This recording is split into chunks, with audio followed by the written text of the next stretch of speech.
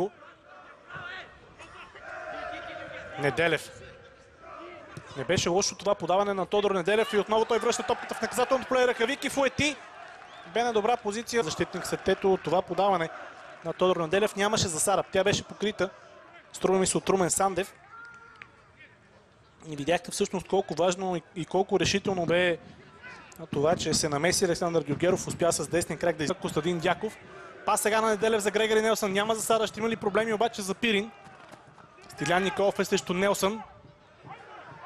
Шута може би ще има на Хландеца. Не, продължава той да дриблира и загуби топката от Александър Георгиев.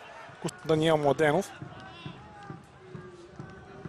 Да си припомним пък и как завърши пробивата на Монтана, обаче завиха амбиции не просто да минат с едно място нагоре, т.е. да изправят Пирина, дори да завършат седми в класирането. Удар на Лъчезар Балтанов. Получи се негови изстрел срещу Локомотив в миналия кръг, когато успя да открие резултата рано в двубоя. Тук обаче топката не е във вратата, това е аут. Още в 8-та минута се разписа Балтанов срещу Локомотив. И сега пак стреля извън наказателното поле, малко по-близко обаче като разстояние. Може да подаде наляво към Тони Тасев, който пък да използва бързината си. Нямаше го в зоната там на Йордан Христов. Пас сега към Дани Генов и това е първо спасяване на Виктор Голас изобщо в двубоя. Ботев на Мариан Огнянов. Ето го завършващия удар на Даниел Генов.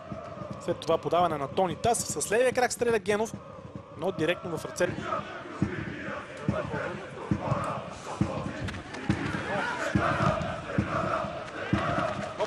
Кифуети. Балтанов. Успява Лъчезар Балтанов да измъкне топката. Пас сега към Тодор Неделев. Ще бъде ли това гол за Ботев? Да! Тодор Неделев открива резултата в 51-та минута и отива да се радва пред агитката на пловдивчани. Във втория си матч след завръщането в Пловдив Тодор Неделев открива головата си сметка. Доволен е, разбира се, и Тодор Неделев. Дълго време не му се беше случило да се разписва в официален матч. Ето начина, по който той успя да плъзне топката с десния крак покрай Красимир Костов. Стилян Николов сякаш действа малко по-колебливо срещу Лъчезар Балтанов. И това, на който игра срещу Локомотив. Отново топката е в Балтанов. Сега към Мариан Огнянов. Шут на Мариан Огнянов. Няма да има проблеми за Краси Костов. Тръгва, за да може да има късо подаване на Тони Тасев към него. Вместо това директно центриране, шут на Дилгеров и това е пропуск.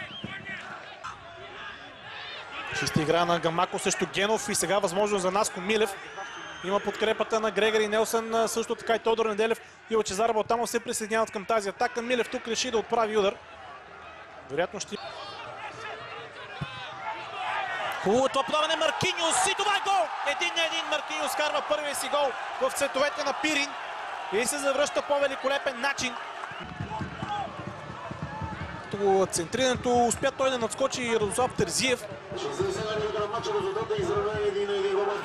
Така увисна всъщност Терзиев, остана под топката и Маркиньос успя да се възползва. Общо взето Устчипко. Отново той е много технично подаване към Мариан Огнянов и изстрел. Право в ръцете на Терзиев. Бенгюзов, Серхан Юсин, Балтанов за Грегори Нелсън.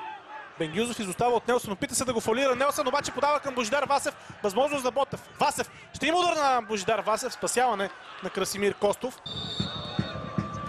Огнянов прескочи топката. Устчипко вместо това стреля. Спасяване на Костов. Наско Милев и това е гол. 1-2 в 89-та минута. Юношата на Ботев. Наско Милев е на път да донесе трите точки на Пирин. Игор Устчипко бе изненадващият изпълнител на свободния удар,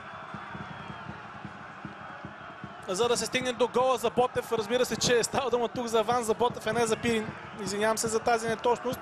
Ето как Игор Устчипко стреля с левия крак. Красимир Костов изби право на пътя на Наско Милев, който се възползва.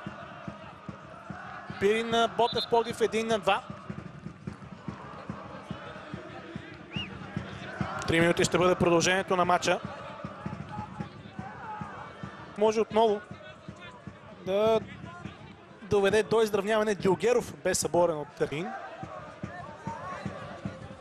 Членовете на стадиона тръгнаха да напускат след гола на Наско Милев, се скупчили покрай оградите, за да видят какво ще стане. Удар по земята! Грешка и това е гол! 2-2 Александър Георгиев изравнява резултата. Идентични попадения за 1-2 и за 2-2.